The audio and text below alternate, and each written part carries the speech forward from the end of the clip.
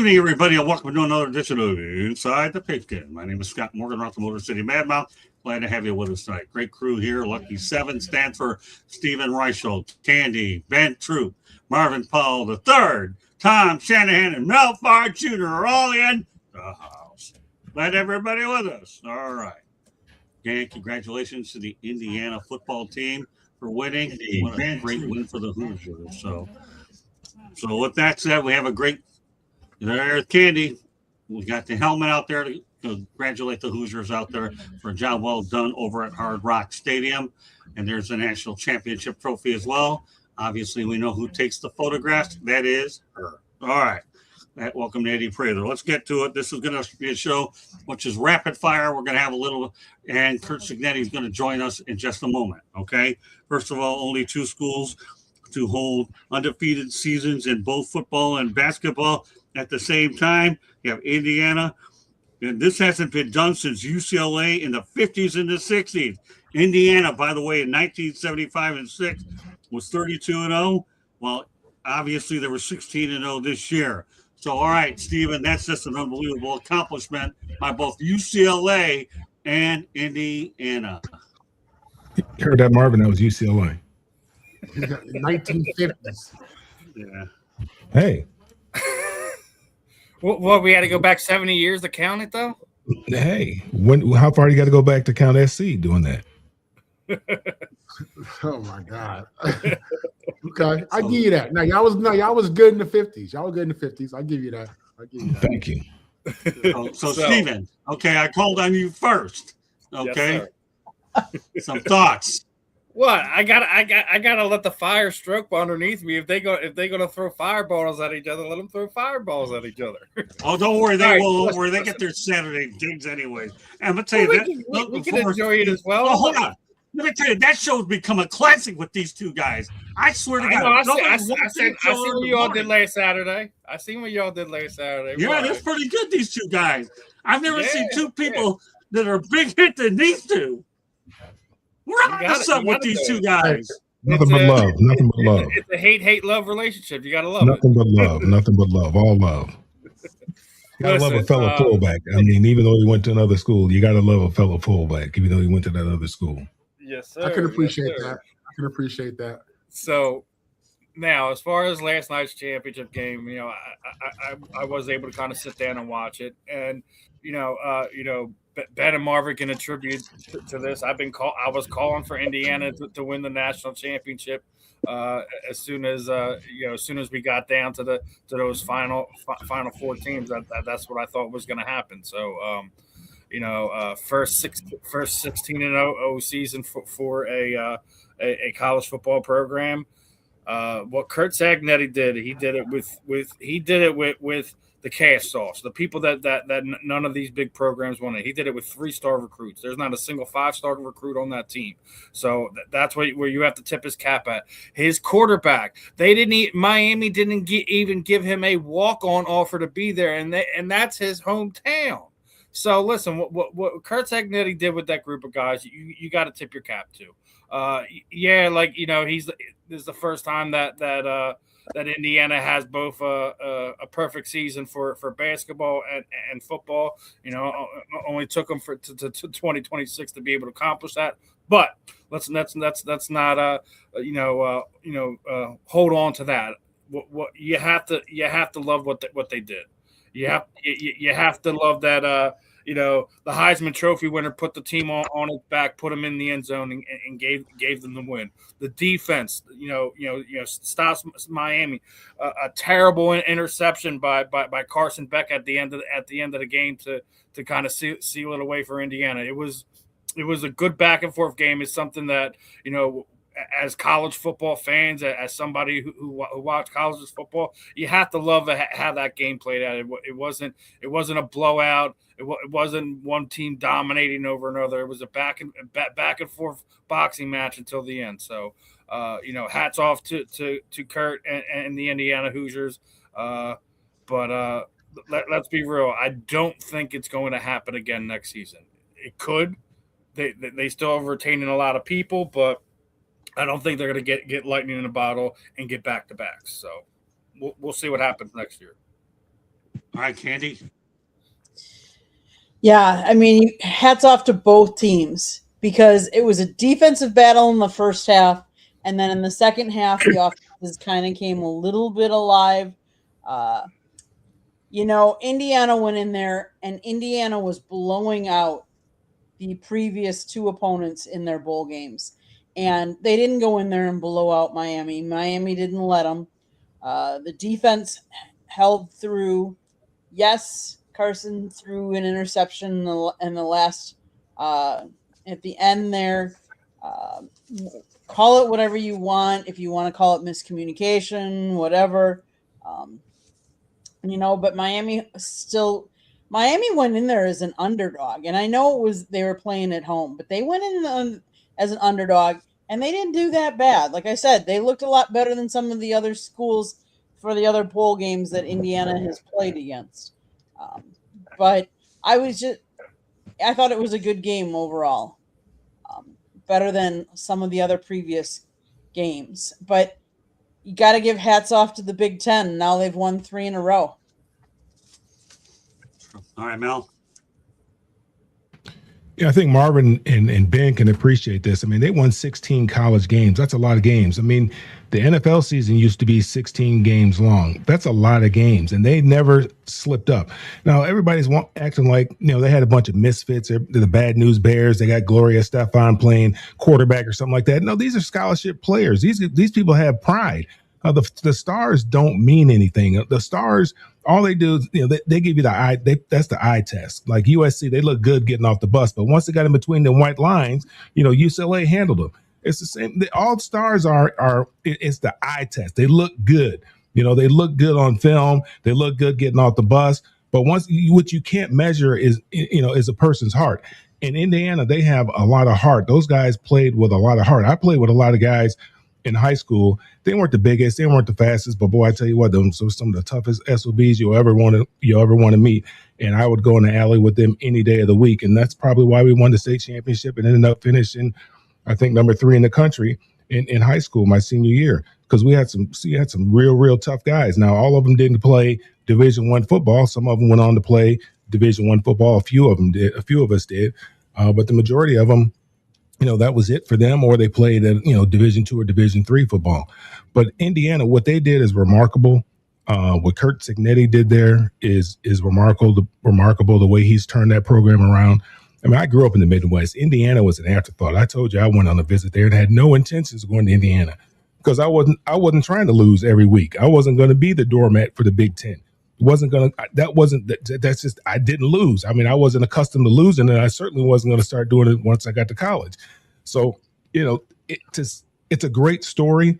I'm glad that Indiana won. I think Marvin and I both picked Indiana. I think Scott and Candy were homers, and they bet with their hearts and not with their minds and not with their eyes and what they saw out there in the field, and they chose Miami. But I think Marvin and I agreed that Indiana was the best football team I've seen all year. But for them to do what they did, not lose a game all year long, never miss a beat, is incredible.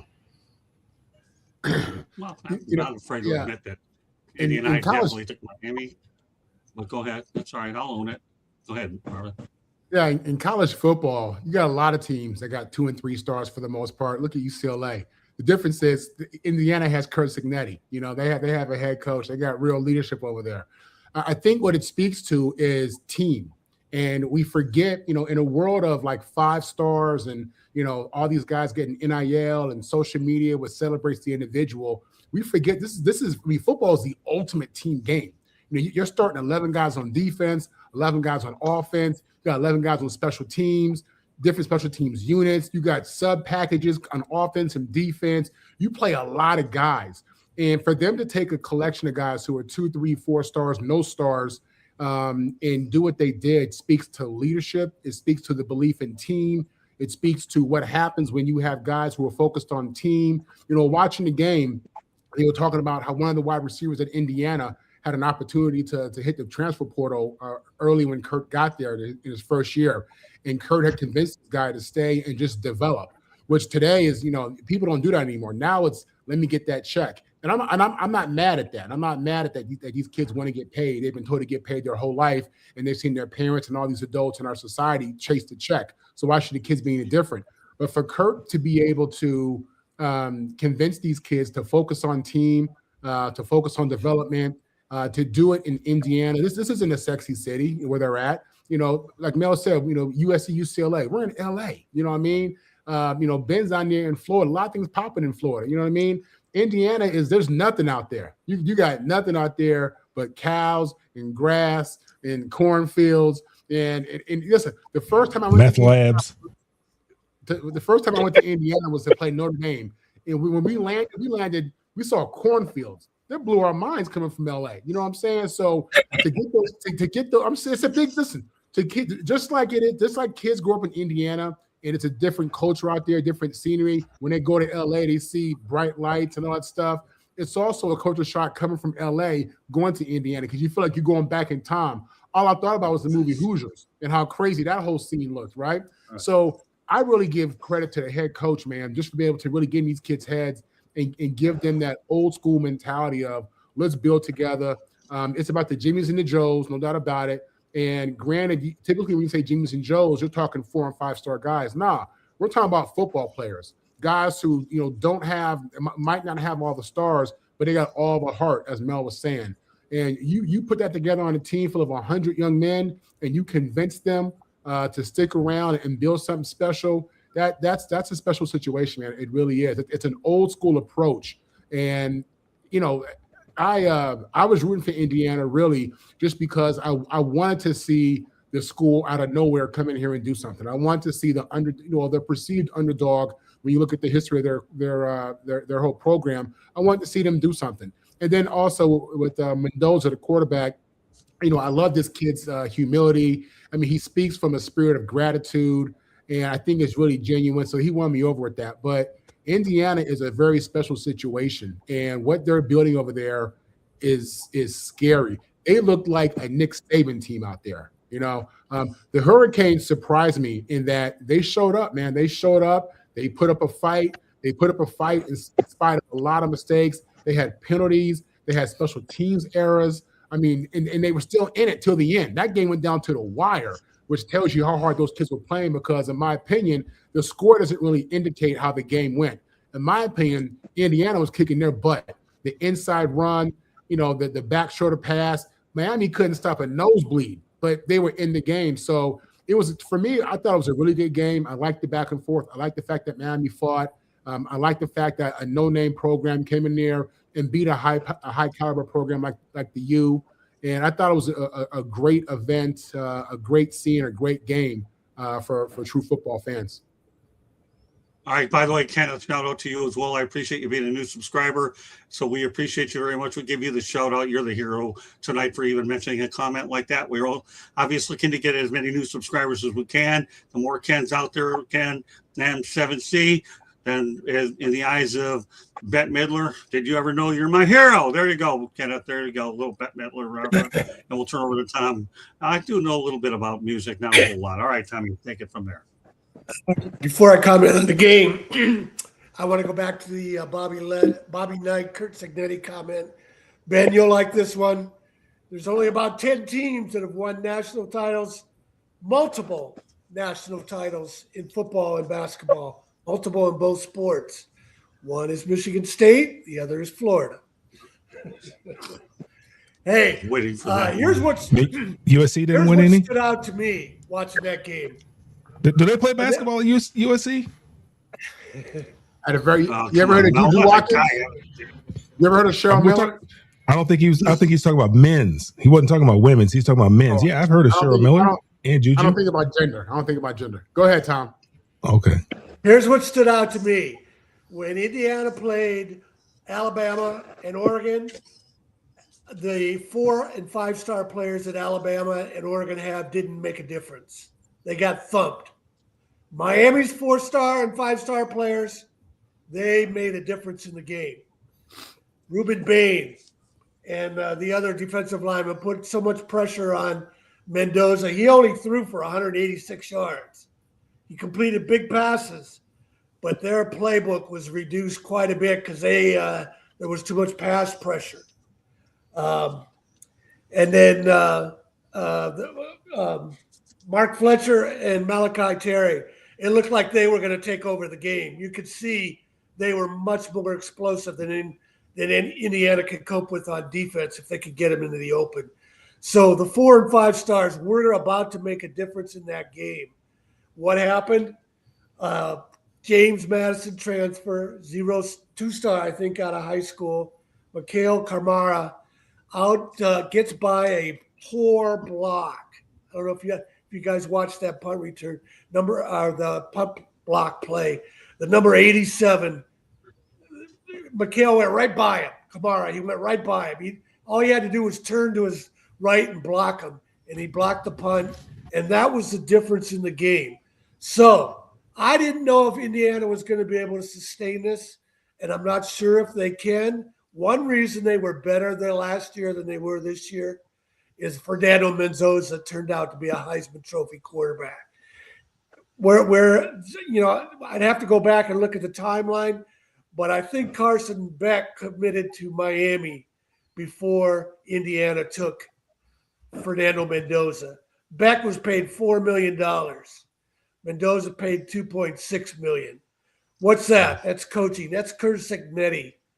Well, Indiana hanging in there when they were about to get overrun by Fletcher and Malachi Terry. They come up with that block punt because they were so disciplined, and they got by a poor blocking by Miami. And so they might be able to sustain it with their 3-star players, but only if they have a quarterback like Mendoza, because last year they had a great season. They were in the playoffs. Their quarterback was a good player, but he was just a kind of a routine guy, transfer from Miami of Ohio, was more experienced than anything else. What happened to them in the playoffs, they got blitzed by Notre Dame. So Cignetti is going to make them always be good. Whether they can be this good again, I'm going to say no, because you're not going to find very many Fernando Mendozas. Great points, Tommy, all the way around. All right, Ben. I mean, the one thing that stood out about this game was that everybody keeps talking about was Miami didn't think that Indiana could take a punch, because most teams they'll say, dude, we just punch them back. But Indiana told Miami, dude, have you seen our schedule? Do you see who we played? Miami was not battle tested this year like Indiana was. Indiana played Oregon twice. They played Ohio State. They played Alabama. They played some of the schools that everybody had slated to be, college football final. But I think Mel and Marvin make a good point. Do not let that $1 million happy-go-lucky Johnny, smile of Mendoza. Mendoza do not like Miami because of what they told him. He went to Manny Diaz. Manny Diaz like, nah. He went to Mario Cristobal, who went to school with his daddy, by the way. He told him, nah. And this is why I knew Miami wasn't going to win. Miami thought they could skip the line. Miami thought, hey, man, we ain't never won the ACC, but if we got enough money, we can skip the line of going to Charlotte and just go straight to the national championship. All right, but you still going to lose, because I believe that a team like Miami, they got to get it differently. They ain't dealing with the same money and resources that Indiana has. Has NIL made it even for a team like Indiana? Yes, but Curt Cignetti understood one thing. No one's going to care if you don't win it all. If you don't win it all, it's going to be a really, really good story. He said, we got to win it all. Isn't it ironic that the quarterback for Indiana is from Miami and the cornerback that got the game-sealing pick is from Miami? Both of them from Miami, which means they wanted to be a Hurricane. They wanted to play in Florida. So for me, I was not surprised with last night. The only Hoosiers we know is a coach named Gene Hackman, who was a movie coach, Michael Penix and Antoine Randall L. You couldn't tell me another Indiana Hoosier. I couldn't tell you anymore. But for one night, Curt Cignetti said all the pressure is on them. We playing in their home field. We in Miami. There go Michael Irvin and Ray Lewis and Ed Reed and name them. They got them over there, but they lost. And the reason why they lost is what you just said, Tom. Look, that was punt safe, and they blocked it. Why? Because they trying to get careless. And when they needed it the most, Miami played nervous and Indiana didn't. That Mendoza's touchdown, dude, he took a big hit and he held on to the football. He got hit when he got in the end zone, when he extended. But one of my favorite movies of all time is Predator. And there's a part on Predator, right? When somebody said, when Arnold Schwarzenegger looked at him and said, if it can bleed, we can kill it. That's how Indiana do. If they can bleed, we can kill them. It's going to take 4 quarters to do it. And once again, Miami had opportunities, right? But Indiana said, dude, do you see who we played? Nobody thought we was going to beat Oregon. We beat Oregon twice. Nobody thought we was going to beat Ohio State. We beat them. Nobody thought we was going to beat Alabama, and we blew the doors off of Alabama when we played them. So I wasn't surprised because Curt Cignetti may never get in this situation again, right? But every national championship going back to the end of time had to have a lot of things go their way. Jimbo Fisher went undefeated at Florida State. Did he go back to a national championship? No. And he had Jameis Winston the next year, right? 2019 LSU had Joe Burrow. Have they been back to the national championship since? No. So just because you don't go back, most teams don't even go. Most teams ain't even finna sniff no national championship in no sport. Not football, not basketball, none of that. So I was very, very, very, very, very happy for Indiana because did they shift the balance of power? For one night, yes. But for college football, no, because you know what the powers that be gonna do. You know what they finna do. They finna throw all this money at these players. I want to say Michigan, Ohio State, and Indiana, I think had the highest NILs, if I'm not mistaken, the last 3 years. And look at the result. I'm not surprised. I'm happy for Indiana. I just think that when you are a former college football player, and I think Mel said this, you can't hide behind stars, boy. That's a ranking. And I don't even know how they get the star system. There's only so many 5 stars that go out a year. Curt Cignetti said, okay, I'm the coach that nobody wanted. I got a quarterback that looked like Woody off of Toy Story. That's how Mendoza look. He looks like Woody. He does. And I mean no disrespect to the young man, right? But for one season, a basketball school won the freaking national championship. Think about that. Not a football school. Because in basketball, all you need is one blue blood in the tournament and they're gonna win it. Because I remember when it was UConn and San Diego State and Miami, you had all these, different schools. Who won it? UConn. Man, Indiana said, look, we want to know what it's like to go to a place like Florida. Because I know you got teams that done it twice. Only one team has done it 3 times. There is one team in college athletics that has 3 national championships in football and 3 national championships in basketball. I will let you guys guess who that is. All right. Well, you know what? Here's what I want to say. And I'm going to set the stage real quickly. As I went through the media availability, the only event I attended over the weekend happened to be the Sunday press conference where you had Mario Cristobal, who, by the way, I give him credit, acknowledged me by the name of Sir. Okay, very much appreciate it, Mario, the respect. Okay, Sir. Okay. And then you also had Curt Cignetti. And as I went on with Curt Cignetti, I could not believe this question wasn't asked. Candy, go to the tape. Okay, let me share screen. Come back over to the right-hand side, second row. First question is for Coach. Your name? Scott Morgan, South Florida Tribune. First of all, you have a chance tomorrow night to do something that Bob Knight did, and that's go undefeated and tied to win a national championship. What are your thoughts about Bob Knight and you had to begin with, and what you have a chance to do, obviously, tomorrow night, because obviously he's revered on that campus? Yeah, it was 50 years ago, as a matter of fact. And I was a big kind of Bob Knight fan as a little kid. I liked sort of the shenanigans and the faces at the press conferences and throwing the chair across the court. I thought that was pretty cool. And the guy I bought my house from was a big friend of Bob Knight, actually. So, I think, but it really has no effect on what's going to take place here, 7:50 tomorrow night. And but it was 50 years ago, and we're able to climb that mountain. It'll be a unique coincidence. And Mario, you obviously entered the. You want me to keep going or no? Well, is it part of what we're doing? Do you want me to keep going with If it Mario's is, now? yeah. No, we'll just stay with that. Okay. So, all right, that's what I was talking about in terms of the chair and climbing of the mountain. This particular soundbite would go viral on a lot of social media. I'm not in the business to get viral on. Sometimes they tend to follow me once in a while for the good, the better, and the worse, as some of us know. But this was good. But when you talk about Bob Knight and Curt Cignetti in the same sentence, at least you can say Cignetti understood the significance of the tradition of Indiana athletics. Stephen, you can lead off. You're gonna have me lead off right as I have to get off. Yeah, that's okay. Well, go ahead and say a few things and do what you got to do. All right.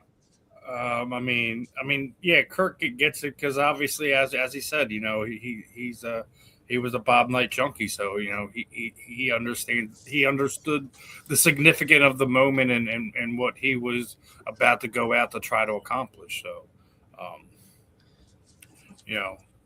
we kind of already touched on that. It's one of those things that doesn't happen very often in college athletics. So, again, hats off to him. All right, go ahead, Stephen. Do what you got to do. Candy, you were there. You recorded it. What are your thoughts as you've gone ahead and obviously heard it a second time? I think for 50 years, think about that. I mean, 50 years ago, Bob Knight had the perfect, and now Indiana football, who has never been known as a good program, to go out there and be undefeated and to win as well. Two great coaches that in Indiana, that we'll always remember for Indiana football and basketball. Tommy? I'm up next. Oh, okay. We moved the rotation here. Bob Knight obviously was a great coach. He was also his own worst enemy. Curt praised him for throwing the chair. He said he liked that. That's when Bob Knight started to lose it. His teams were started to fade after that because there's no disputing Bob Knight is one of the great coaches of all time. They not only had the 76 undefeated national title, they might have done it the year before. But Sean May's dad, Lee May? Not Lee May, that's the baseball player. Scott May. Scott May, yeah. Scott May broke his arm, and they might have beaten UCLA that year in the finals.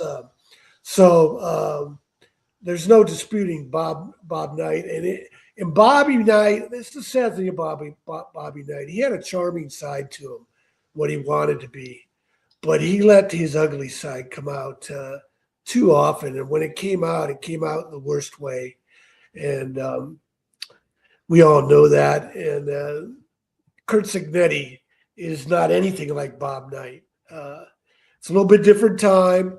Coaches know they have to talk to those sideline reporters, or else they're going to come off looking bad. So they say something, but Cignetti tends to say something more than the others. So Curt Cignetti, he was attention to detail, fundamentally strong, has his players focused just like Bobby Knight, but he doesn't have Bobby Knight's ugly side.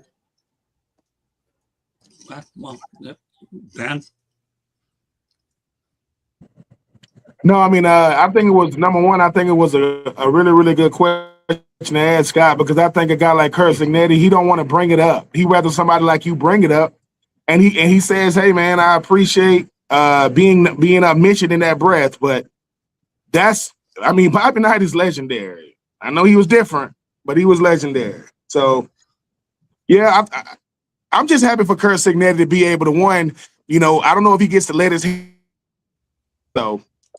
But I thought it was a great question. I just think that when you think about Bob Knight, it's a lot of stuff come to mind. Winning, not liking doing. But no, I thought it was a great question. I just hope that Curt Cignetti can really, really appreciate the moment, because that's a moment. And okay. Well, we got the gist of what he's saying, anyways. All right, when he comes back, Mel will pave the way. But give me your thoughts about what. It's got to get rid of that dial-up. That I think it was a great question too. Just thinking about it, I think Marvin can appreciate it. And I'm looking at the game yesterday, and I can remember the big game that I was in when we were in the Rose Bowl and all that kind of stuff. And it's really kind of neat. And I think he answered the question appropriately, obviously because he didn't want any bulletin board material for Mario Cristobal to go back to his players and say. I mean, he answered the question with a great deal of respect and reverence. To be obviously mentioned in the same breath as Bobby Knight is great, but he hadn't done anything yet at that particular time. So he had to be very careful about how he answered that question. But the opportunity to do the same thing that he did 50 years later is pretty neat. But he had to go out there and do it. The talking about it, that's the easy part. Going out there and accomplishing it, that's the tough part. And they were able to follow up and they were able to accomplish it as well. So that's pretty neat for him. It's pretty neat for the school. And we all know what Bobby Knight was to college basketball when Bobby Knight was Bobby Knight. Like I said, I got recruited by Indiana. We went to an Indiana basketball game. This was before the shot clock. So the whole second half, they did 4 corners. It's one of those times when, basketball scores might be, 29-20 or something like that. They got up, they got a lead, and they just played keep away the whole second half. I said, you got to be kidding me. You think I'm going to come to this school? This is what they do? I said, no. I was still surprised, though, as I was asking the question before, nobody got to it. But then when I saw it, I jumped on it. Go ahead, Marvin.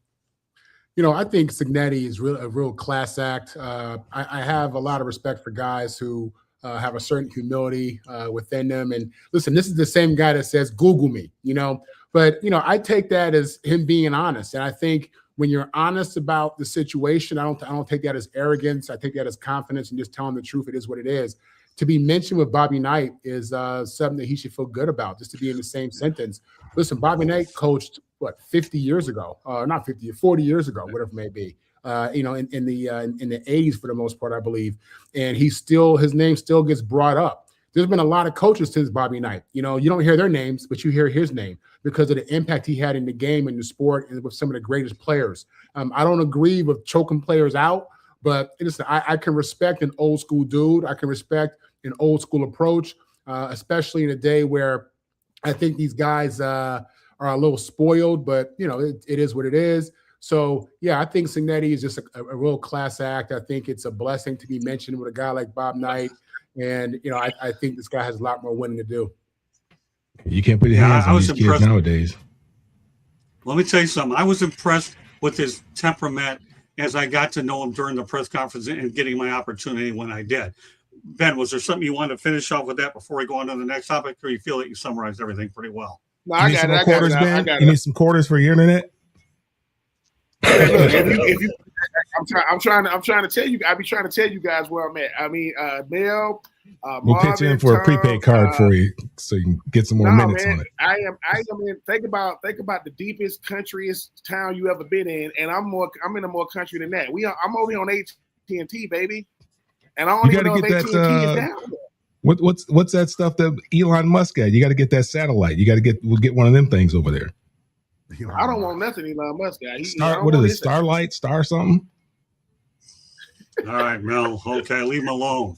All right. No, anyways, back to you, Ben. Do you ever get everything? All right, come on, Mel. I'll give it to you in a few minutes. I got it all out. I'm good, man. I got it all out. All right. I'm good. Okay, good. All right, let's talk about the massive offensive line that obviously there were 4 players over 6'6", 325 pounds. And this being for Miami, we talk about the big offensive line. Left tackle Markel Bell, 6'9", 345. Right guard Yanez Cooper, 6'6", 345. Right tackle Francis Maliagua, 6'6", 335. Left guard Matthew McCoy, 6'6", 325. And of course, you had center James Rockermeyer. He was 6'3", but he was 295. But it really didn't matter because Indiana ended up winning the game 27-21.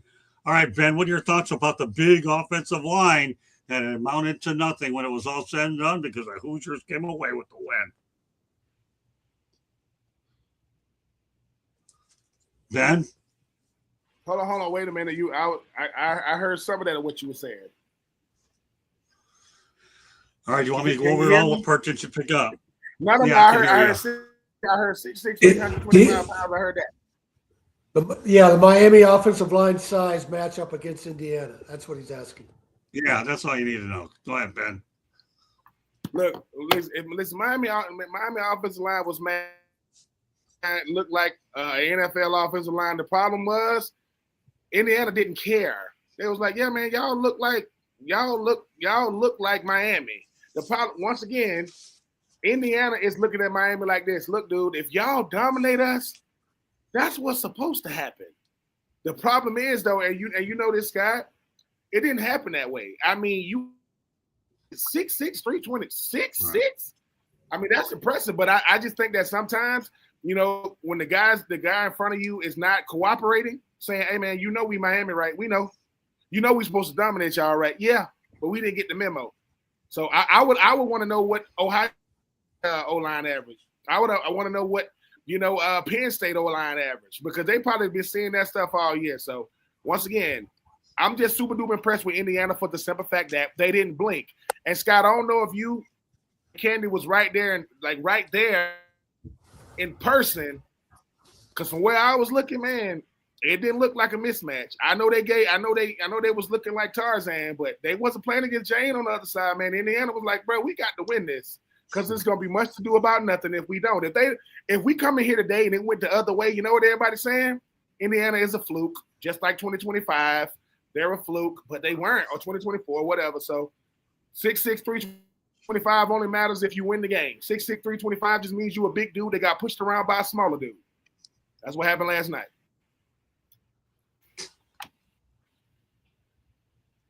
Tommy,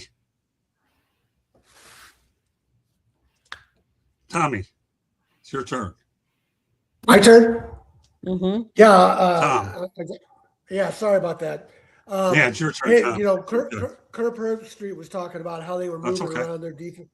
Curt Herbstreit was talking about how they were moving around their defensive linemen, and again, this goes back to the coaching. Their guys were in the right spot, and I watched a lot of Indiana games.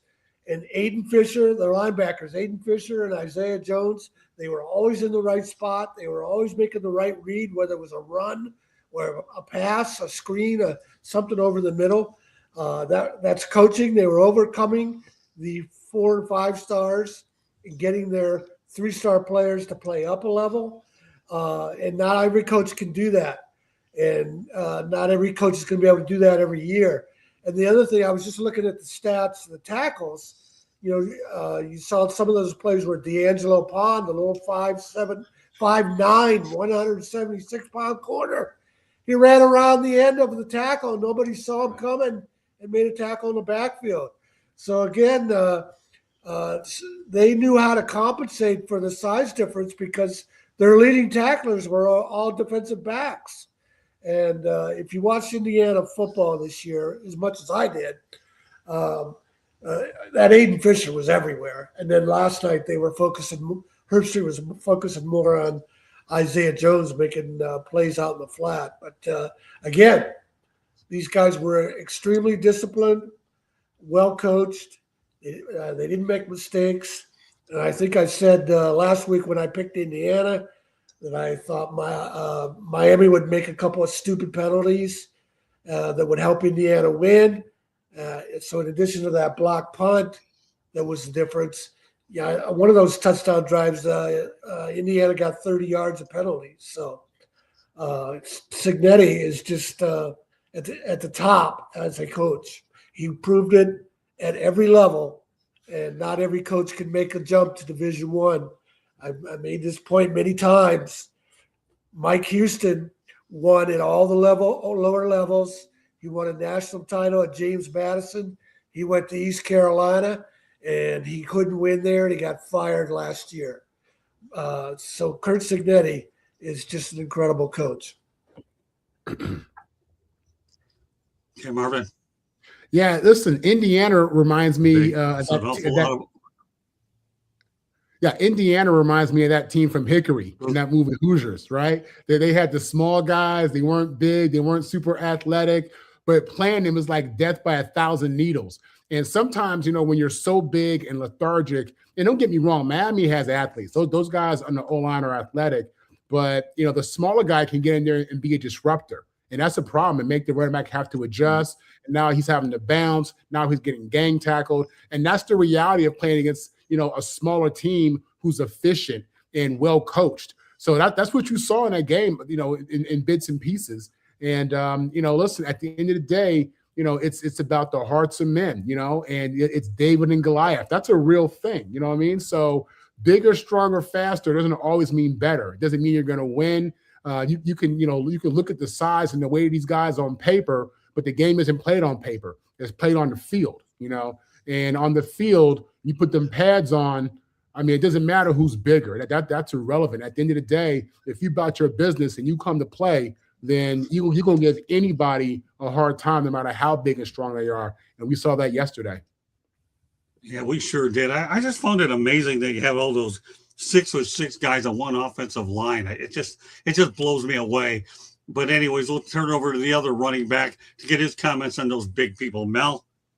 Yeah, it reminds me of the late 1900s when we played USC, year of our Lord, 1984, I believe it was, and they'd come out with that a lot to say today, Tony. With red uniform, beat red and mustard uniforms, and here come the little old gutty Bruins. I mean, they look good in their uniforms. They look good with the beat red and the mustard pants and the black cleats, man, and they look good. They be spatted up, but here come the little gutty Bruins. Our jerseys didn't quite fit right, pants kind of big and sagging.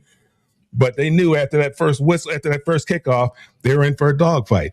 Vince Lombardi once said, we always, and Tom probably can appreciate this, and he probably knows this about my high school coach, we always had themes for every year. And so one of the years, he was a big Vince Lombardi guy. And one year, he said, life's battles don't always go to the stronger or faster man. But sooner or later, the man who wins is the man who thinks he can. Now, I'm not saying that Miami didn't believe that they could, but that, Indiana's been battle tested, and they knew, you could see it in their face. They knew that they were going to win. And I'm not saying again that Miami didn't believe that they were going to win. They were out there. They tried their hardest, but obviously Indiana believed it a little bit more than Miami did. That's why we got such a good game, because you had two teams out there that really believed they could win, but one believed that they could win more than the other one, and made one more play, as Curt Cignetti said. He knew they were going to make some plays. As long as we make one more play and come out victorious, they'd be the victors, and that's what ended up happening. Okay, Candy. The two plays that decided this game were the punt that was returned, the mistake on the punt, and then Carson throwing the interception at the end. Those two plays are the two plays that made the difference. If you're playing in the playoffs, if you're playing in the championship game, you have to play mistake-free ball. You can't overcome those little mistakes because you're playing against a really good opponent. And let's face it, there's a reason why Indiana was ranked number 1. Miami went in as the 10th ranked team. Country, everybody said they weren't. Did they really even belong there? I think Miami proved they belong there, but it also showed that they had some spots where they didn't play mistake-free football. And I think that's what you need to do to win a championship. It's got to be mistake-free football. Steven?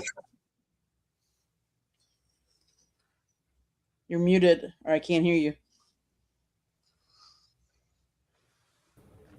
The line didn't matter. You could have rolled Giants out there, and they still would have gotten beat. Like it doesn't matter how big you are; it means nothing. It's about how much do you want it, and what your skill set is. Obviously, despite having fee-fi-fo fun that there as their offensive line, it didn't mean anything. So, okay. All right, here's a few little lighthearted notes here. Miami fans should thank Mark Richt, because there was a photo of him with a young Malachi Tony. Plus, he also donated a lot of money to get the football indoor facility built.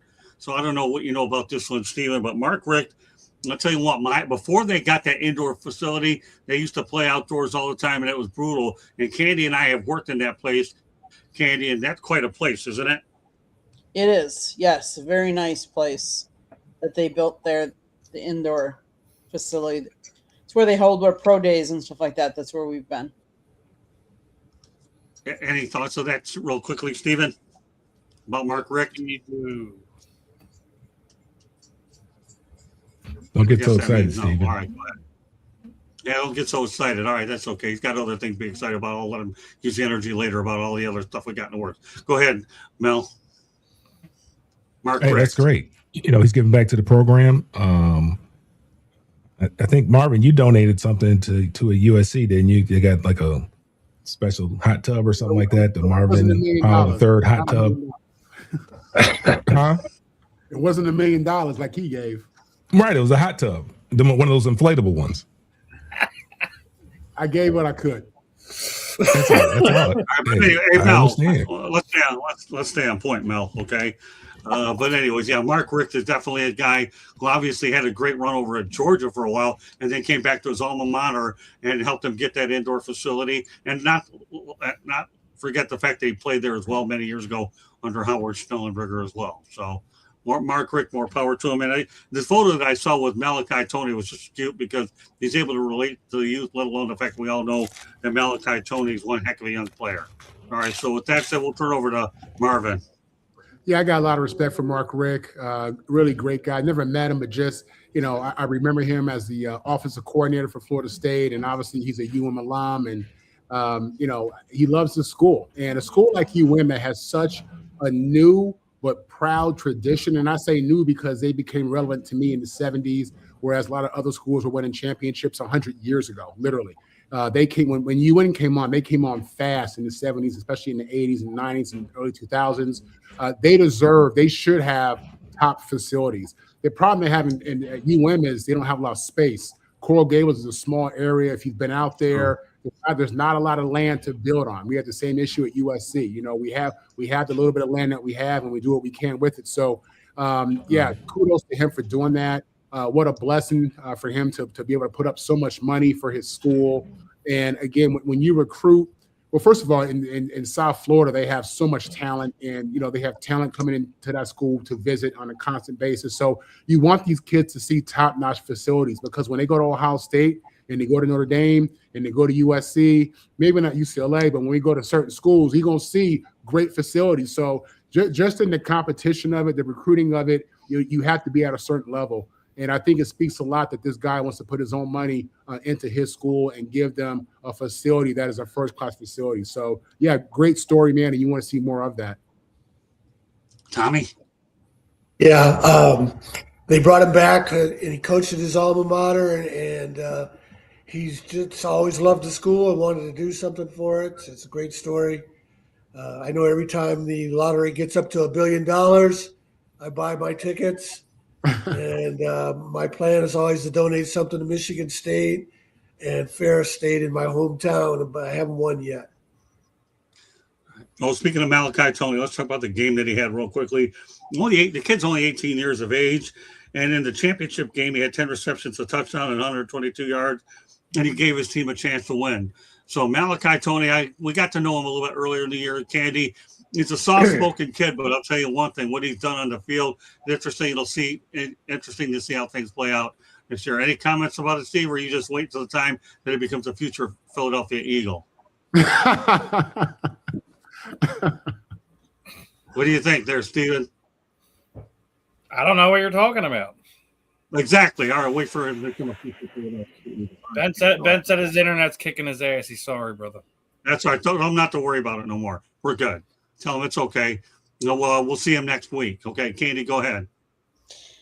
Over the course of the year, Malachi's had 109 receptions for 1,211 yards, 10 touchdowns. As a freshman, he has brought a ray of light and an energy about him to the game and to the team. Kudos to him for putting the team on his back and, trying to, get through and help his team however he can. I remember we actually saw him first in spring, the football game. He couldn't play in it. I don't think he played in it because it was too early yet, but he was there, and Coach talked about him and what kind of an infectious energy he brought to the team, which was really cool. Mel? Yeah, when coaches go out on the recruiting trail, they kind of judge them two different ways. And I remember, when I was being recruited, and there's this guy Gaston Green that played for us, and the coach was talking about going out recruiting him. And when he came back and he reported to the coaches, they either say he's a jag, was just another guy, or he's one of God's gifted children. And obviously Malachi, being as young as he is, he's one of God's gifted children. He has a whole lot of talent. He has a bright career ahead of him. And but like I said, I wasn't necessarily rooting for Indiana. Okay, maybe I was. But yeah, he scared me every time he got the ball in his hands, without question, especially, when they try to swing the ball out to him, hit him with one of them slip screens or bubble screens or something like that. And there's only two defenders out there, and there's two blockers out there, because he can hit the crease. And, next thing you know, he's hitting his head on the goalpost. So he's one of those special kind of kids.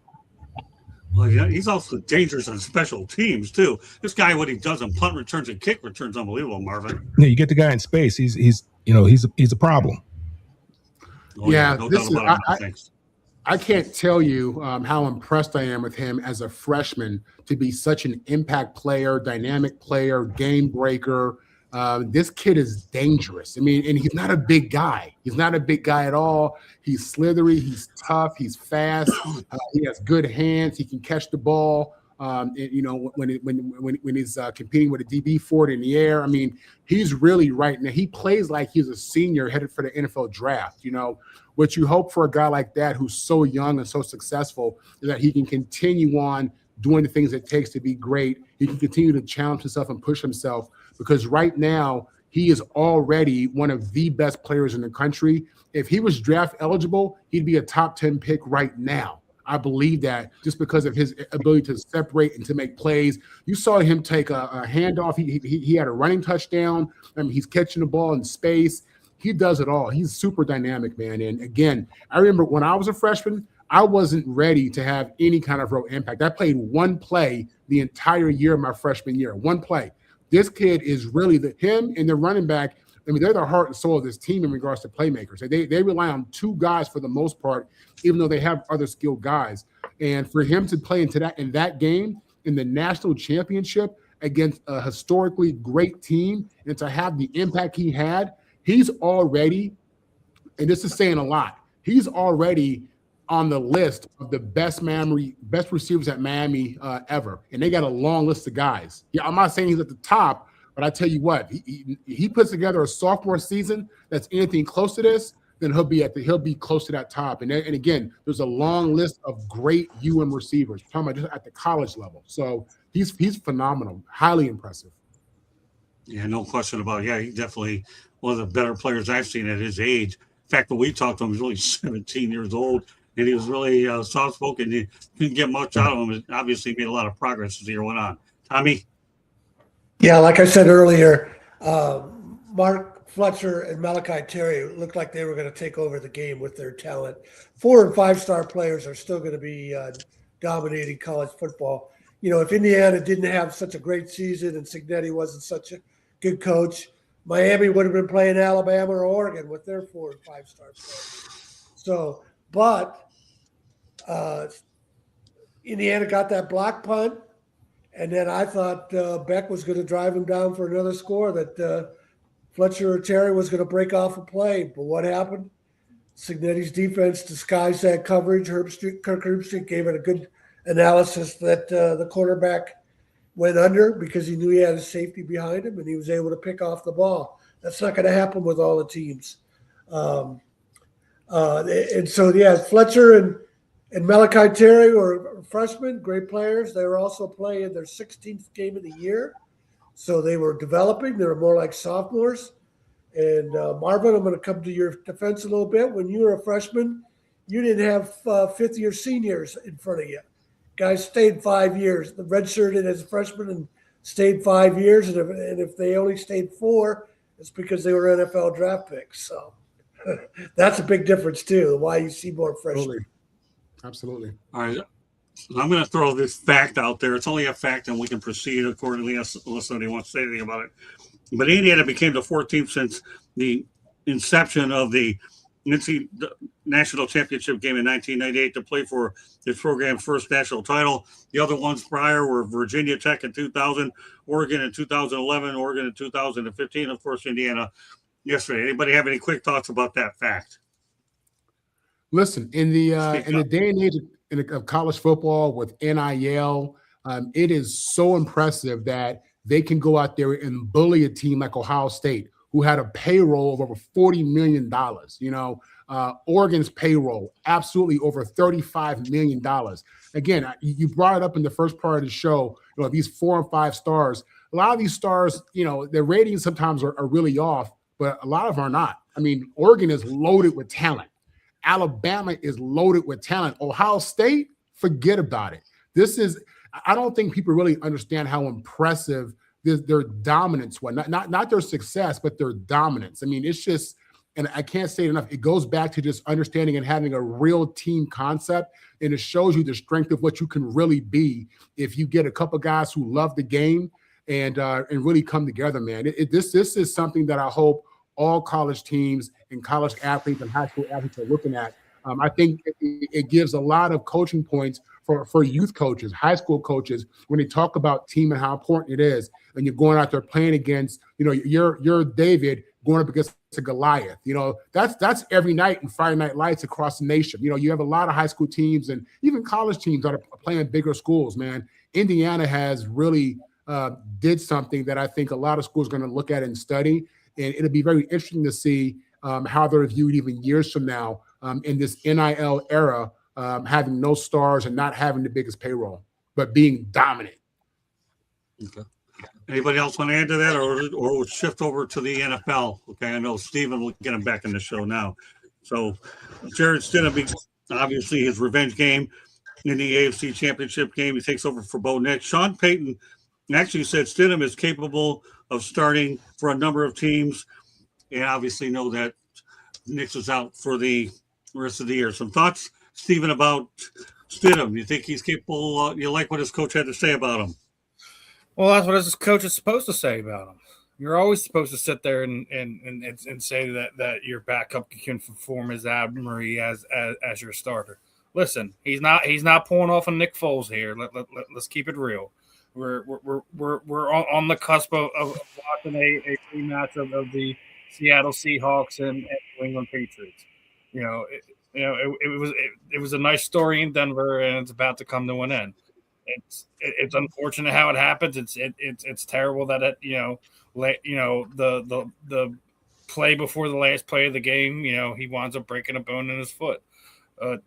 Anyone outside of Denver that thinks Jarrett Stidham is going to do anything against that New England team right now is smoking a little bit more than the reefer at this point in time.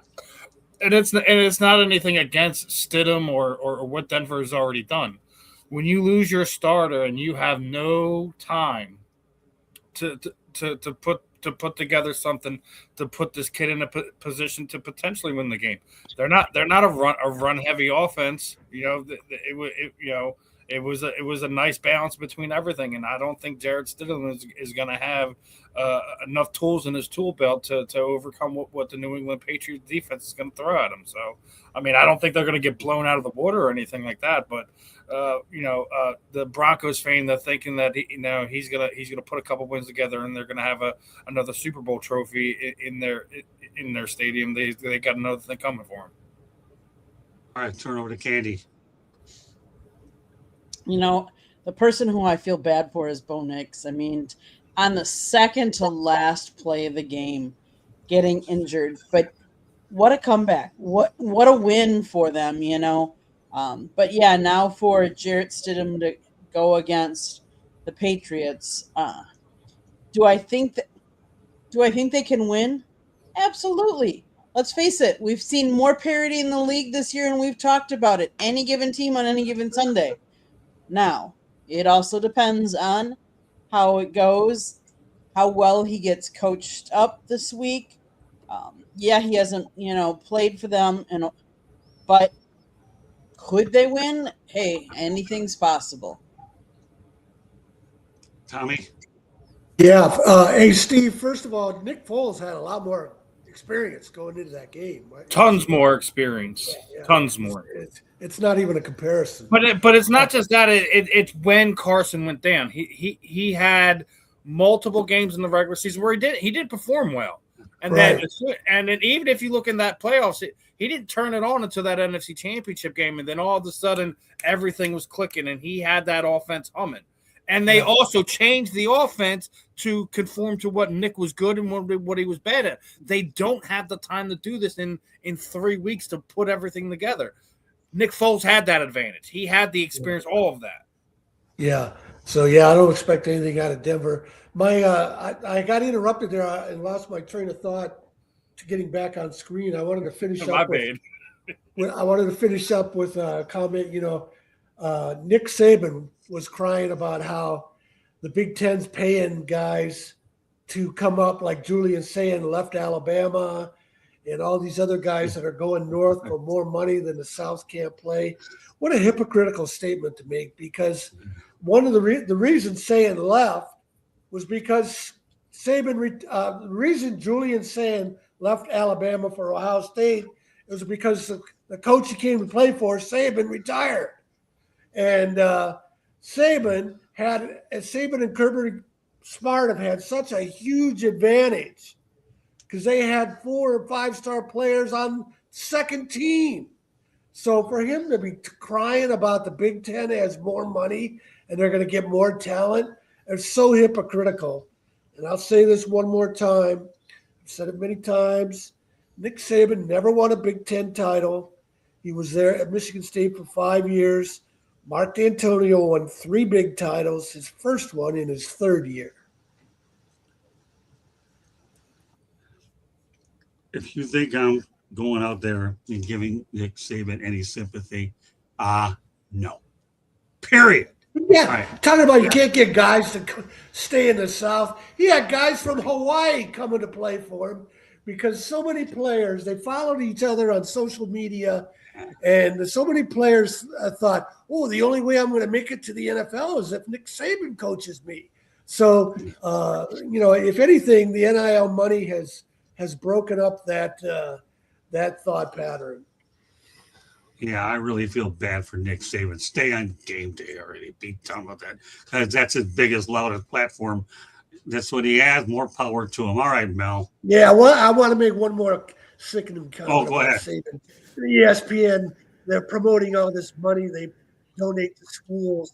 And there's Saban, a billionaire in himself, holding a check for school for like $5,000.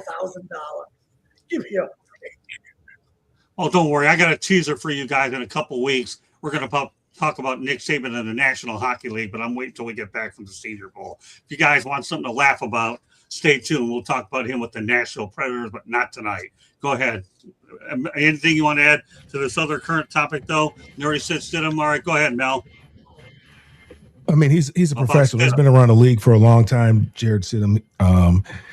And something like Nick Foles could happen. I mean, we've seen it.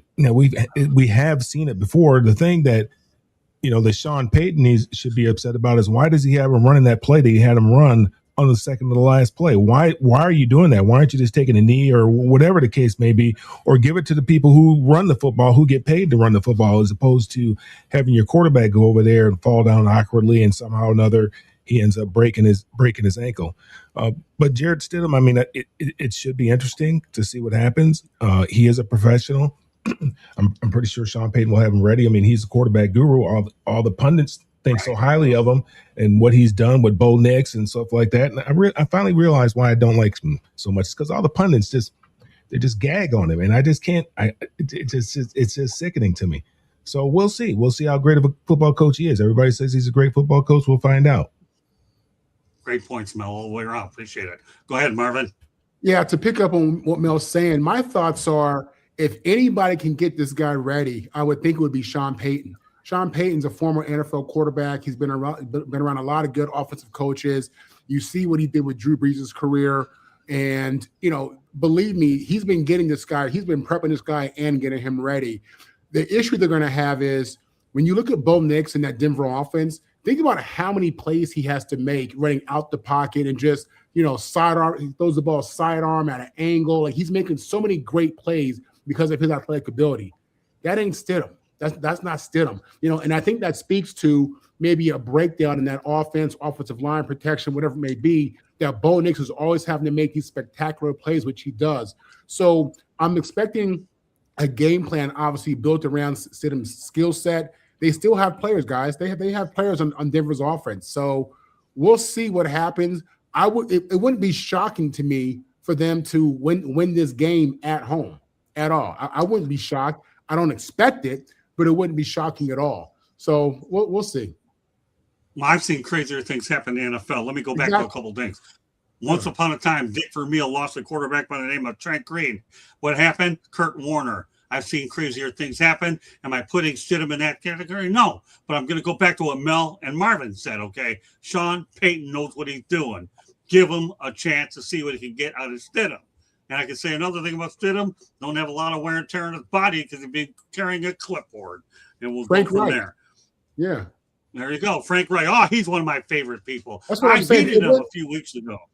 Yeah, you guys listen. Stidham's been in the league for 7 years, so in being on that sideline, you learn something. You build your knowledge and level of awareness. So he's a pro. Don't be shocked if he goes in there and has a game.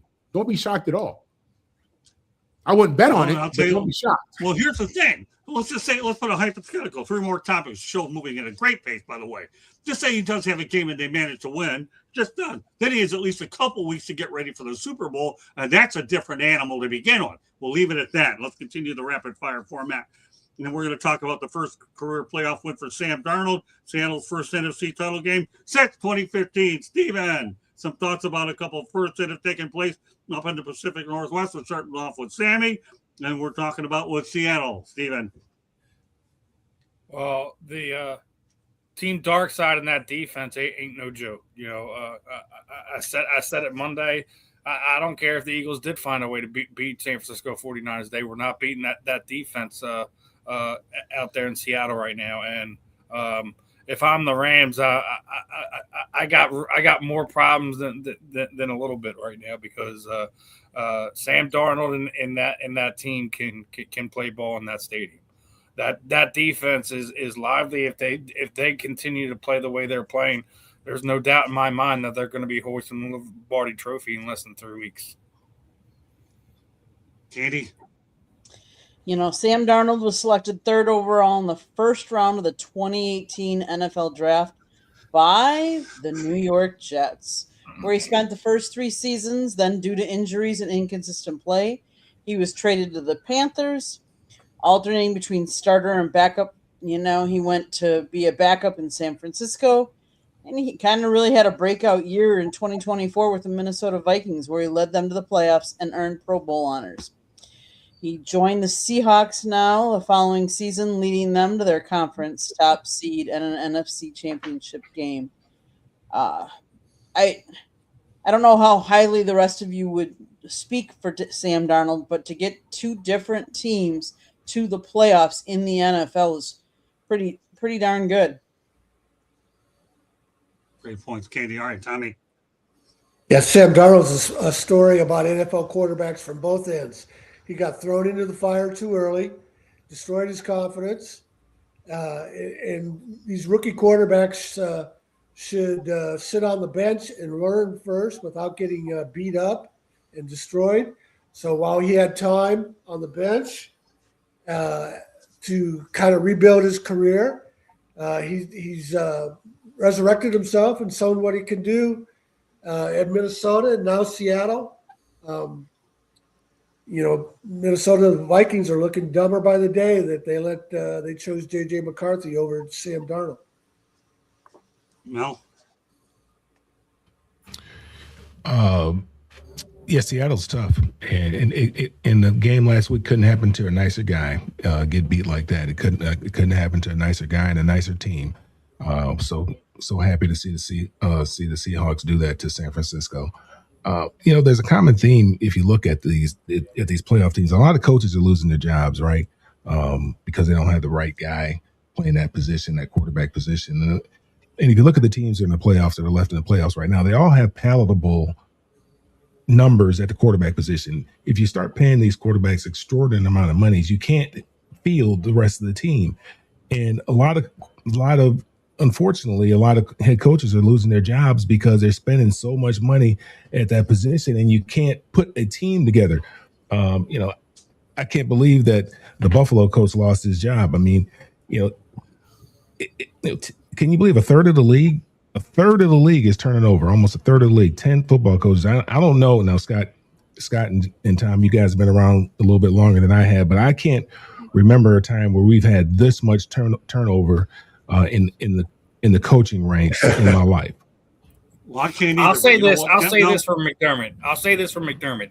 He was 8-8 in the playoffs, right? There's this stat of head coaches. If you don't win it in the first 5 years, right? There's only 4 coaches ever that win it past their 5th year in the league. 4. He's been in Buffalo for what almost 10 years. I think it was like 8 or 9, something like that.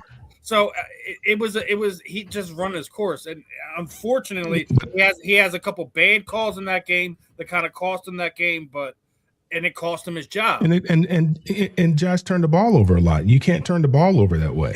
He had some terrible turnovers in that game. Why are we firing him and Josh Allen's feet aren't being held to the coals right now? I mean, C.J. Stroud, I don't know who that guy was that was playing that was in C.J. Stroud's jersey. I don't know who that guy was. Between the both of them, they've had 8 turnovers. 8. I guess Vrabel was hired. I guess Vrabel was hired before Aaron Glenn, and that makes Vrabel the longest tenured coach in the AFC East. 1 year. Let me point this out. In a couple of weeks when I get back from the Senior Bowl, the one thing I really want to do is we're going to go into more extensive conversation about the coaching search. I appreciate you guys bringing it up. It really is important. Yeah, I didn't mean to, Scott. I'm sorry. Well, no, that's okay, Mel, because you do bring up an interesting point, Mel. And I don't remember the last time I've seen 1/3 of the coaches get turned over. So, no, Mel, you make a valid point. But in an effort to try to keep things rolling and confined to what the agenda is here, playoff football, both on the college and pro side, I will reintroduce this topic in about 2 weeks after I get back in town. But I appreciate everybody bringing it up. I love suggestions on the show. That's why I have the group that I have, because you're all professionals in your own way, and I always appreciate input by all means. Thanks for bringing it up, Al. All right, Candy, you heard that. Don't dock my pay.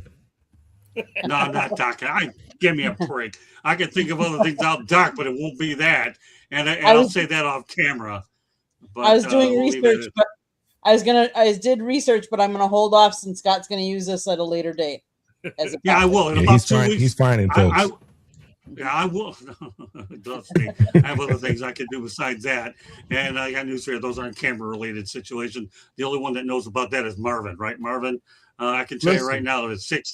Wait a minute. 6 times 4 is what, Marvin? 24. 24, right? Okay, good. Then he'll understand the magic word 24 when we talk about the Marvin and the Motor City Madmouth show tomorrow. No, I'm just kidding, but he knows where I'm going from. Okay. So with that said, where was I at? We were talking about Sam. My turn. My turn. Marvin's turn. As a proud USC Trojan alumni, you see this field right here. Sam Darnold won many games for us on this field. And as a diehard Jet fan, I've seen a lot of Sam Darnold. I think most of the world was introduced to him in that Rose Bowl game, the Penn State Lions, when we put up almost 50 points in the game, beating Penn State. Listen, if Sam Darnold had got drafted by Andy Reid, he'd already be in 3 or 4 Pro Bowls. Okay, leadership. He went to the worst team you could go to if you're a quarterback. The New York Jets, okay? My team, who I've loved since birth, has been an abusive, emotional relationship my whole life with this organization. And we just did him dirty. You've seen this guy go on to better organizations, better coaching, teams who had a better plan, and he's excelled. And he's done great. And he's played at a Pro Bowl level, okay? Leadership matters, man. His story was twisted by going to a bad organization, and he's not alone. There are many quarterbacks in his position. Sam Darnold right now has a good defense.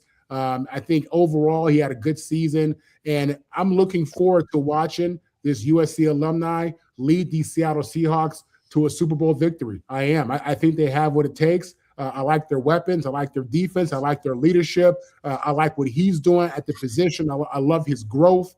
And I think you're going to see him take the next step on Sunday. Absolutely. This kid, this is the kind of kid you can build around. He's the kind of player. He has athletic ability. He has a cannon. He's a smart kid, mentally tough.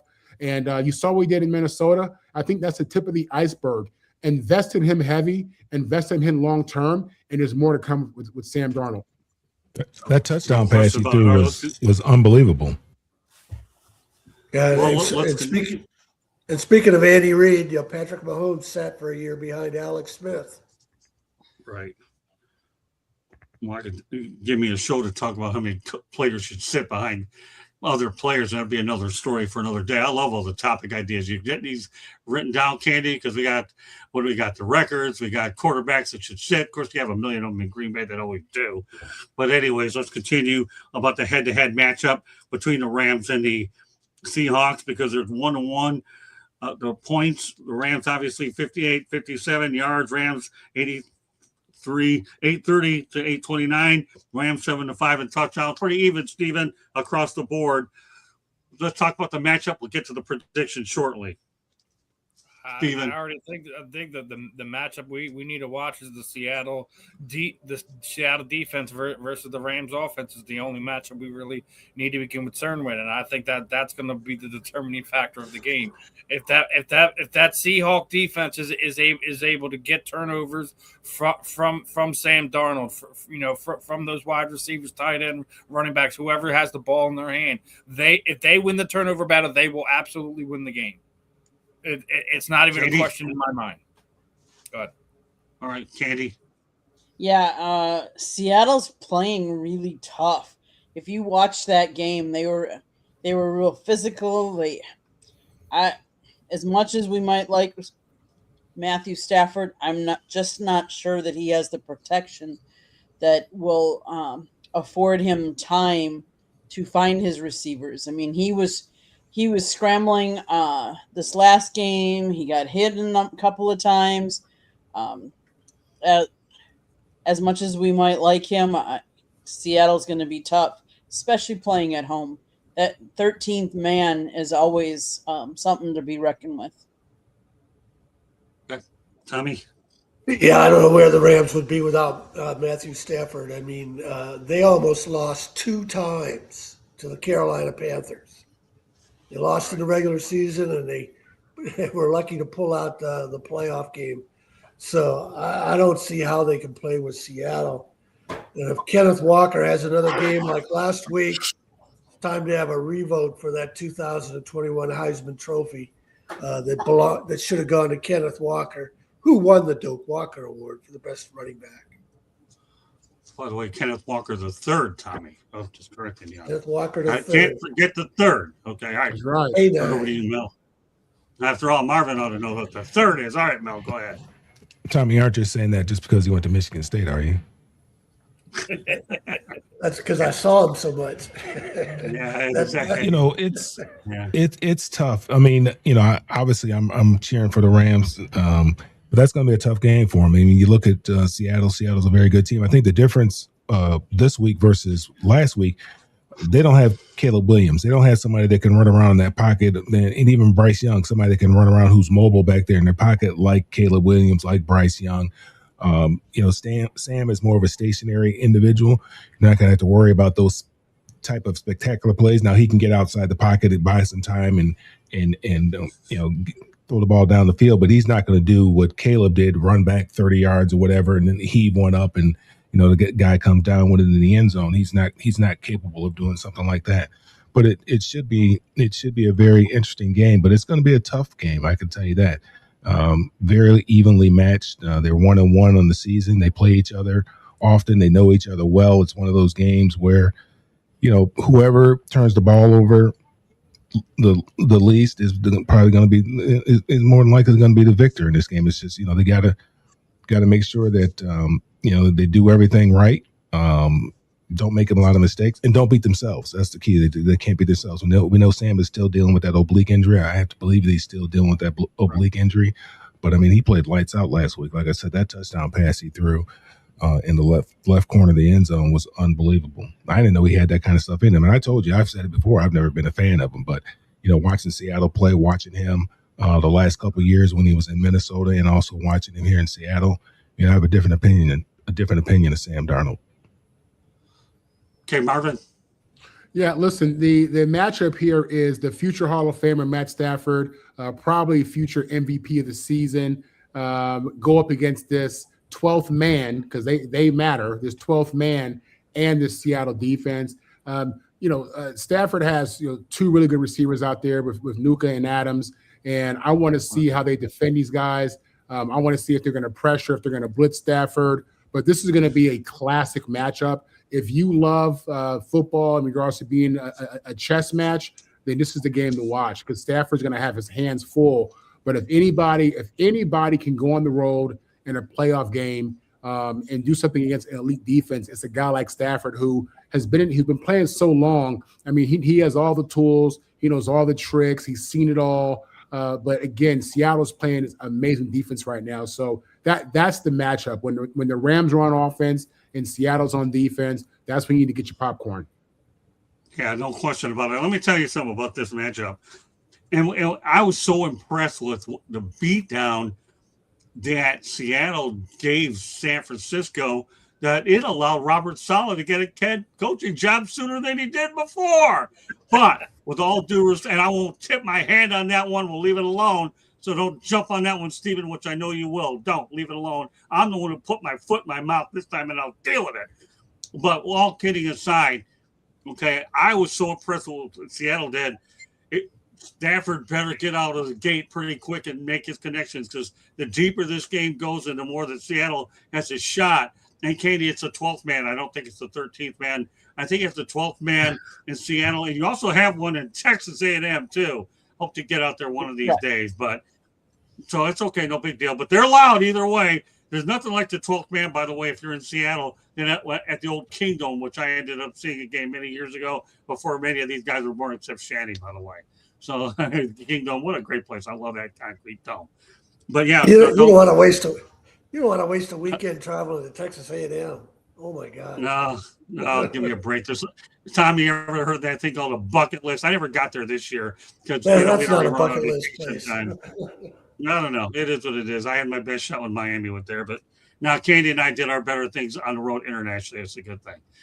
But anyways, it'll be sleepless in Seattle if the Rams don't go out there and jump on them quick. Okay, one of my favorite movies, and I don't watch a whole lot of them anyways. All right, final topic of the night. We might actually have a chance to get the show out early enough. Okay, and that's this: Mike Vrabel can Mike Vrabel become the first guy to win a Super Bowl as a player and a coach with the same team? He's a 3-time Super Bowl champ with the Patriots. He's only 2 wins away, and his most recent win was against the Houston Texans. Steven, some thoughts about Mr. Vrabel? He's in a great position to do it. He's got a wounded Denver Broncos team in front of it. Obviously, going out there to Denver is no easy task. But I mean, at this point in time, he's on track to potentially be able to do it, especially with the path that's in front of him. Their defense was just as impressive as what they did to CJ Stroud. I think CJ Stroud is one of these young quarterbacks I think is slightly overhyped at this point in time. But I think he's in a great position to do it, to potentially be one of those guys that could do it in this era with like you said, he'd be the only one to be able to do it both as a player and a coach for the same team. There's guys that have been players and coaches elsewhere to wind up winning it. So, but you definitely have to tip your cap to what Vrabel's been able to do in the short period of time with that team. For what it looks like, he's got the quarterback. They're playing great defense. We'll see how it shakes out over the next few weeks. All right, Candy. Vrabel has Drake May playing at a really good level. He's got 4,394 yards for the year, 31 touchdowns, and only 8 interceptions. As long as he continues to play mistake-free ball, because I said that earlier, that when you get to the playoffs and stuff like that, that's what you really need to do. As long as they play mistake-free, I don't see why he can't repeat and be the first coach to win Super Bowl as a coach and a player for the same team. Yeah, and I'll add to this as well. Josh McDaniels done a good job for him. Obviously, not only as the offensive coordinator, but with Drake May, so he certainly helps give Vrabel a better shot. Go ahead, Tommy. Yeah, the thing I like about Vrabel is he came in with a new message for the Patriots, and I like especially how he's turned it around so quickly after the previous coach let the program go downhill for a few years. Right. And I don't want to hear. I've said this before. I get tired of hearing Bill Belichick was the greatest coach of all time. His record doesn't measure up to Vince Lombardi's. And Vrabel is showing that Belichick had lost it at New England, and he's been able to turn it around quickly. Is a condemning statement on Belichick, in my opinion. Good opinion too. Well, let's face the reality. Let's not kid yourself. We all know Belichick didn't do anything without Tom Brady's an under 500 coach, for crying out loud. We all know that, but thanks for bringing it up anyways, Tommy. All right, by the way, Tommy will be on tomorrow night's edition of the Sports Exchange, and we will have time for a Shanahan report after we get done with predictions, Tommy. So think of one off the bat if you haven't already figured it out. All right, you'll have a few minutes to go ahead and prepare. All right, Tommy. All right, go ahead, Mel. Yeah, Mike Vrabel's a good coach. I mean, Tennessee did him a favor by getting rid of him when they did, I guess, and things just kind of lined up where he got the opportunity to coach a team that he played for and that he won the 3 Super Bowls with. So, yeah, I mean, all he's asking for is an at bat, and he's got a couple at bats. He's got a couple good swings too, added as well. He probably has the better team. He's definitely probably most likely got the better quarterback in this AFC Championship game. And they should definitely win. But for him to be able to do that says a lot about him. He's a leader of men. I think Tennessee is probably kicking themselves for allowing him to leave. But I mean, he's a great football coach, and we knew that when he got let go by Tennessee. I think everybody was surprised when he got let go. He's a great football coach. What he's doing here doesn't surprise me in the least bit. Yeah, they did him a favor, is all I'll say. Go ahead, Marvin. Mel had mentioned this earlier, how we have all these vacancies at the head coach position. I think 10. It is crazy that Tennessee let this man walk out of there. It's all about leadership. The difference in the Patriots now versus their last coach in Belichick is leadership. Leadership matters. That it's everything. For Vrabel, this guy benefited from playing with arguably one of the greatest quarterback of all time. He benefited from playing with one of the most successful head coaches of all time. He benefited from being with one of the best owners of all time. He took all that in. He took all that in. He processed all that. He was an outstanding player himself. He has perspective. He's smart. He's heady. He's tough. He's old school with a little bit of new school in him. He knows how to talk to these young guys, these new kids, this new generation, and that's what matters. He's obviously an effective communicator. And he knows how to get his team going. So yeah, I'm a Jet fan. Okay. So we, just off rip, we don't do anything Boston. We don't support nothing from Boston. Nothing. Okay. This guy's good, man. He's good. You know what I'm saying? You got to call it like it is. And he has his team playing at a really high level. He has a young quarterback playing at a really high level. And you wonder, what's the difference? It's leadership. It matters. I follow Jared Mayo, Bill Belichick. Robert Kraft's a great owner. What's that a recipe to? Probably another Super Bowl. All right, with that said, let's talk about predictions, and then we'll go to the Shanahan report. Only 2 of them. New England goes into Denver. Now, obviously, New England's a 4-point favorite. The over-under is 41.5, 3 p.m. Go really quickly. We're going to go rapid fire. Steven, go ahead. Who do you got? Already made it pretty clear. It's New England. All right, very clear. All right, Andy, you make it clear, too. New England. Tommy? I think I would have picked New England even before Bo Nix got hurt. Okay, well, now you can do it again when you feel it's obvious. Go ahead, Mel. New England. Okay, Marvin. If Bo Nix was playing, I would have had Denver. He's not. I got to go with the Pats. Well, I'm not going against the grain this time. I did it with Miami, not doing it again. I'm definitely going with New England. Of course, they have to back up the Vrabel statement, right? Going with New England. Last game, we got LA Rams against Seattle. Total 47.5 is your over-under. 2.5 is what Seattle's getting. 6:30 p.m. start. Steven.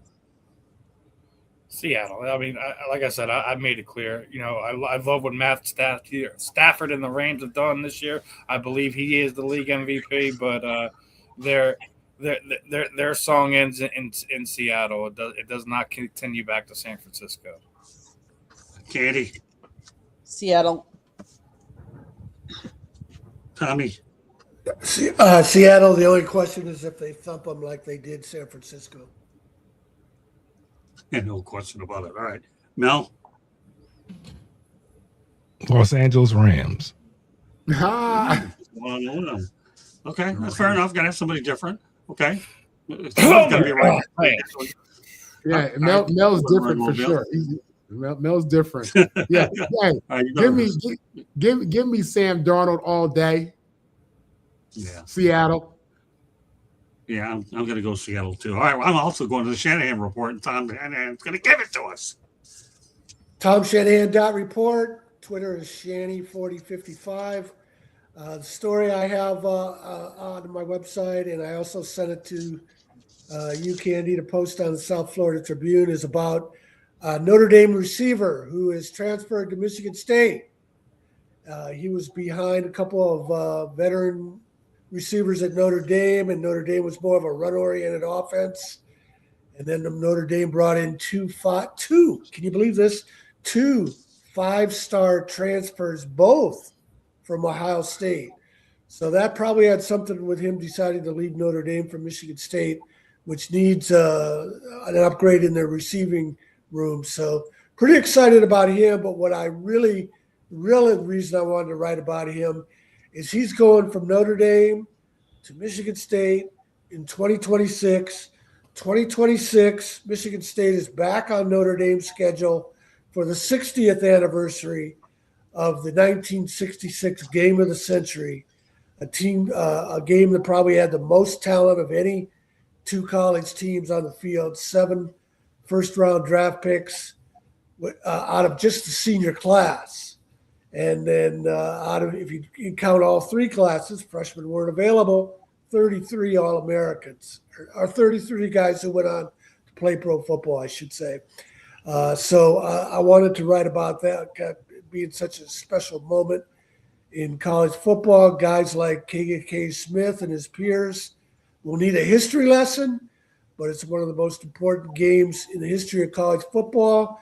Not only because Duffy Daugherty led college football integration, but K.K. Smith, the other reason connection for that was K.K. Smith is a Texan. Some of Michigan State's best players were Bubba Smith and Gene Washington, College Football Hall of Fame from the Houston area, Beaumont and LaPorte. From Beaumont, Texas. Jess Phillips was an all Big Ten player, played in the NFL. In the 1966 game of the century, Michigan State had 3 black players from the Houston area sent to Duffy Daugherty by Willie Ray Smith, Bubba's father, a legendary coach in Beaumont. 3 black starters in the 1966 game of the century from the Houston area. Notre Dame had 1 black player on its entire roster, Alan Page. That's how far ahead Michigan State was of everybody. And let me get in a quick shot at Charles Davis. He once said on ESPN that Duffy Daugherty only recruited the South to win games. And in the same ESPN feature, they praised Bear Bryant for finally deciding to recruit black players in the 70s to win games. How hypocritical can you be? And Duffy didn't recruit the South. The South recruited Duffy. Willie Ray Smith and other black coaches and white Southerners against segregation New Michigan State was a safe haven for their players during Jim Crow's segregation. The one that got away was Melfar Sr. He Okay, wanted to Tommy, go let everybody know how play. to get a hold of you. Duffy wanted him too. There you go. All right, so Tommy, let everybody know how to get a hold of you. We're going to go around the horn with exits. Tom Shanahan dot report. How can I reach Shannon you? 4055. All right, now it's your turn. Go ahead. Tom, thanks for that, man. That history lesson is always good. I can be found at all the social media at Melfar Jr. and then follow what we have going on here in Georgia and also up in Michigan for the youth at melfarsuperstarfoundation.org. Okay, Marvin, go ahead. Yes, Marvin Powell III, social media, Marvin on the mic. You can catch me all week long with the South Florida Tribune doing multiple shows. You can also catch me on USC Locked On doing multiple shows as well. And also another edition of Motor City Mad Mouth and Marvin on the mic. Tomorrow, we're looking at approximately 8 o'clock p.m. Eastern Time. Please go ahead and join us. All right, Stephen, what do you got on the docket? I got a lot of stuff on the docket as per usual. That's why I saved a Obviously, little extra time for you. Go ahead. I appreciate that. I mean, listen. No problem. Obviously, always it's easy to find me on any social media platform. Just hit my name in there, Steve Rochelle. It pops up. Facebook, Instagram. As far as YouTube, TikTok, X, it's the Sports Talk One. Obviously, we'll be on tomorrow morning and just a wee bit earlier as we do have a special guest as redshirt senior linebacker Cookie DeCedro for Temple is going to be joining us this week. I got 2 different combat sports interviews as Charles Felony Bennett is going to be joining us ahead of his bare knuckle FC fight here on February 7th. I have another one on Sunday. I'm going to be joined by, again, another one from the aforementioned bare knuckle as far as the Knuckle Mania 6 event is going to go as we're going to be joined by Brandon Mayer. And I do have another Temple student joining us next week, but, you can find that one out, but, it's real easy. I already put the link up there, but he's a freshman. He just switched from the University of Connecticut to Temple, and that'll be tight end Liam Fuller. That will be on the 28th. So we got a lot of stuff going on interviews wise over the next few weeks. I'm probably gonna bring in a few more combat sports fighters the last week before we get closer to it, but. Like I said, we're always doing a lot of fun stuff here. We got some more fun announcements that are in the work. The important people on the network are already made aware of this. So, guys, make sure you guys are locked in. Make sure you're hitting that that QR code at the top if you haven't already. Make sure you like, subscribe, share. We got a lot of stuff going on. We want all our fans to be engaged with.